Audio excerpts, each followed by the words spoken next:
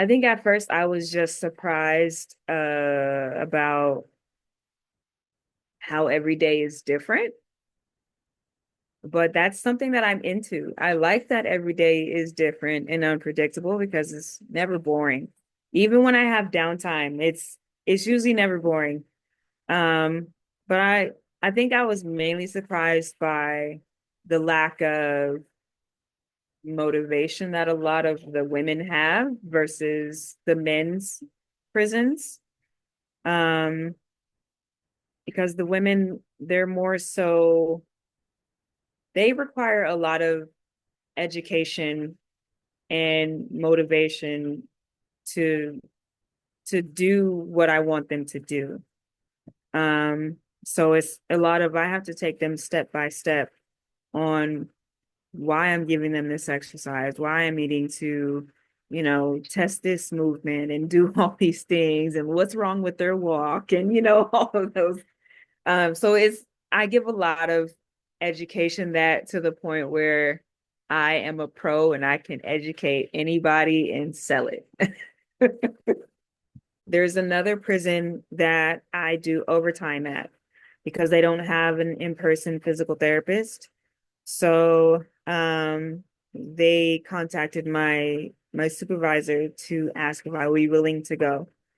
And that prison is in Blythe, California. That's like maybe 3 hours away from CIW.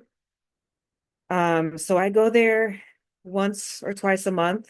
It's and they are more so a level 3 and level 4. So they are escorted everywhere. But the difference between the two prisons is that because the women, it's an open campus per se, they're always late. And that becomes a hassle within itself too. Versus the men, they're already waiting in the tank for you because they've all been escorted.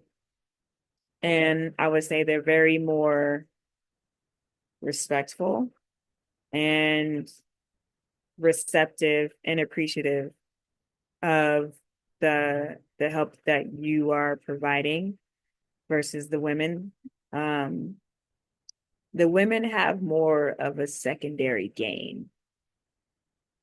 They want to, I mean, more so like malingering. They want a lower bunk.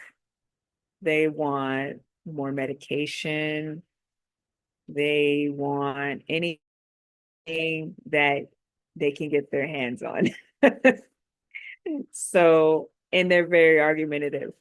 Um, so something I had to learn was to like stand my ground, be assertive, make sure that they know that I am the doctor. I'm telling them what to do. If they don't do it, this is the consequence.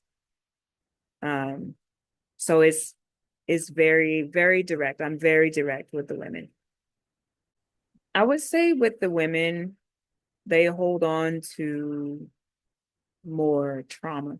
They come in not trusting you.